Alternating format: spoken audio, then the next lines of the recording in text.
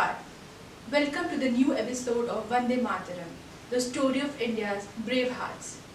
India's epic freedom struggle has many legendary figures whose contributions have largely remained unsung. Percy Raja Akka Kerala Verma is one of them, who despite his heroic resistance against the British has not found his due place in history.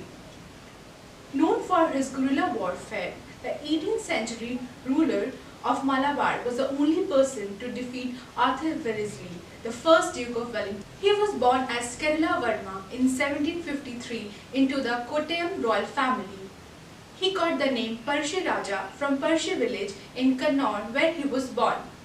During the Malabar invasion of Hyder Ali of Mysore, Percy fled to Travancore and sought political asylum there. From the age of 21 years onwards, Percy fought both with Hyder Ali and later Tipu from 1774 to 1793. With the help of the arms supplied by the British, he fought the invading Mysore army. In 1792, after Tipu lost the Third Anglo-Mysore War, he ceded Malabar to the British, effectively ending their control there. But after realizing that the British had no interest in restoring the Kottayam royal family to power, which was the original agreement, Percy turned against the British.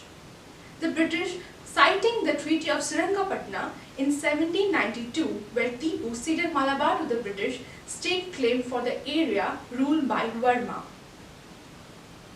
Then they installed Veera Verma, an uncle of Percy Raja, as the king of Kottayam, who effectively had very limited powers. The real power remained in hands of a British resident. With the discontent among the people growing over the increased taxes, Veera Verma encouraged Percy to fight the British, offering him a share of the lucrative pepper trade.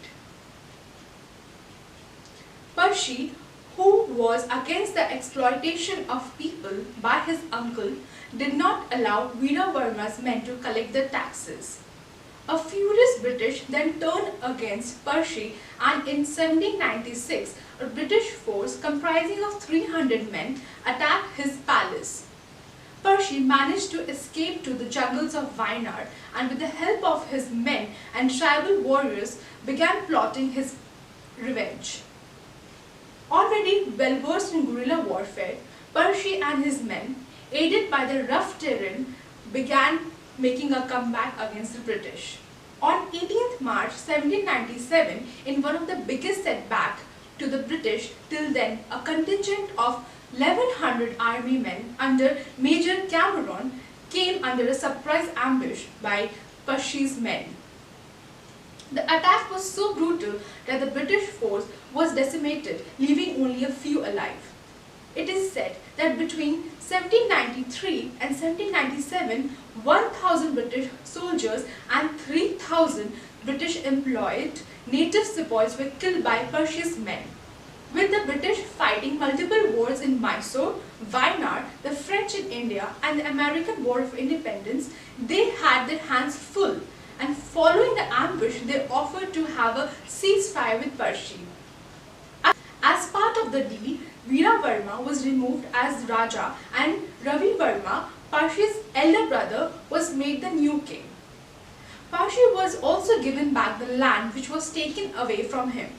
But the peace did not hold for long. With the death of Tipu in 1799, the British once again tried annexing Wayanad, which was key to Percy. Though the British faced stiff resistance, they had a new commander, Arthur Wellesley, the Duke of Wellington. Percy finally fell to treachery. On November 30, 1805, when a chetty who found out the location of their camp leaked it to Thomas Hervey Baber, who was the then sub-collector. Baber reached the camp with a huge army, defeated and killed Percy in a fiercely fought battle. But according to folklore, Percy consumed poison before he was captured by the British. It is the right to honor this unsung hero of our motherland. Thank you. Namaskar.